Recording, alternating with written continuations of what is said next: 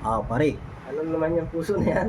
Parang alam ko na ang pangyarihan niyan. Buti pa yan, may puso. Gawin niyang takaan. Ay ba? May bagong luto na naman mga kapakners. Hindi ito ulam, parang merienda. Colorful. Colorful nga eh. Rainbow. Ano kaya? Tinapay? Hindi ko alam. Okay, tapos tingnan natin kung anong style ito para. Ba, itlog na naman.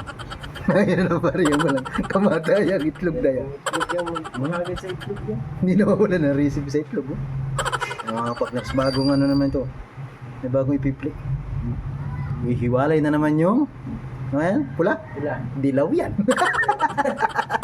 Ako yung magiging magtalo pare, yan ay dilaw. Hindi yan pula. Hindi pula yung lagayan. Ah, pula yung lagay. Wala, ibudog pula natin dyan ah. Op, tapos oh, may bago siyang pambati oh. Magkaiba yan ah. Tapos gagawing icing.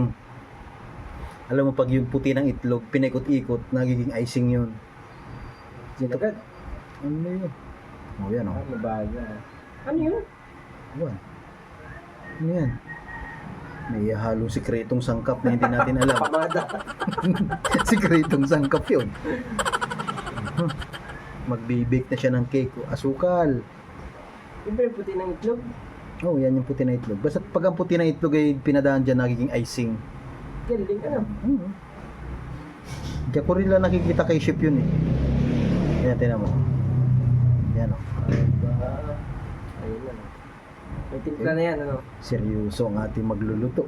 Mabagal Timpla pati na. ang galawan ano? Mabagal ang Oo. galawan. Hindi tayo sanay ng ganyan.